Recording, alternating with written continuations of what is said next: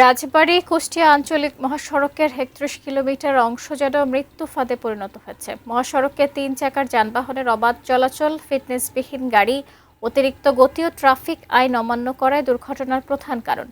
রাজবাড়ী কুষ্টিয়া মহাসড়কের আজিজ সর্দার bus stand এলাকা থেকে যুক্ত হচ্ছেন প্রতিনিধি মাসুদ রেজা শিশির। এই যে এই অনিয়ম রোধে প্রশাসন থেকে কোনো ব্যবস্থা গ্রহণ করা হচ্ছে না কেন, একটু জানাবেন।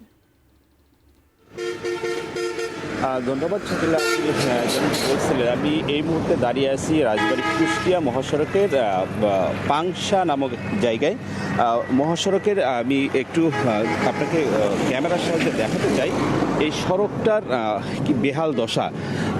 এই সড়কে আসলে আমরা গত ১.৫ বছরে এই সড়কে ৩১ কিলোমিটার সড়ক এই পাংশা হাইওয়ে নিয়ন্ত্রণ করে।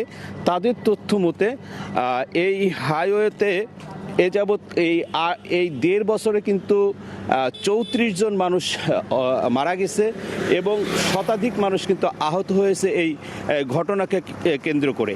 আমরা বাস চালকদের সাথে কথা বলেছিলাম, তারা আমাদেরকে যেমনটি জানিয়েছে, তারা বলছে যে আসলে এই মহাসড়কে যে ছোট ছোট যে যানবাহনগুলো আছে, বিশেষ করে 3 হুইলার, অটো, এসবের কারণেই কিন্তু আসলে বড় দুর্ঘটনাগুলো ঘটছে।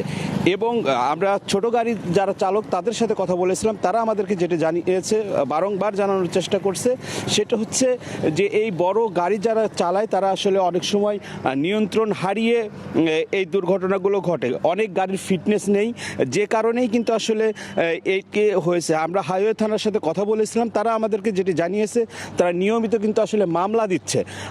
তাদের যে অভিযান, সেই অভিযান কিন্তু আসলে পরিচালনা করছে। কিন্তু এই সড়কের যে বেহাল দশা, এই এরকম কিন্তু খানাখন্দে ভরা এই ৩১ কিলোমিটার সড়কের অধিকাংশ জায়গায় কিন্তু এরকম খানাখন্দে ভরপুর রয়েছে।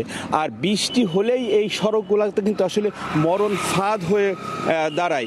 আমি যদি বলি, আমরা ১.৫ বছরের যে পরিসংখ্যান নিয়েছিলাম, সেই পরিসংখ্যানে কিন্তু ৬১টি দুর্ঘটনা ঘটেছে এই ৩১ কিলোমিটার সড়কে।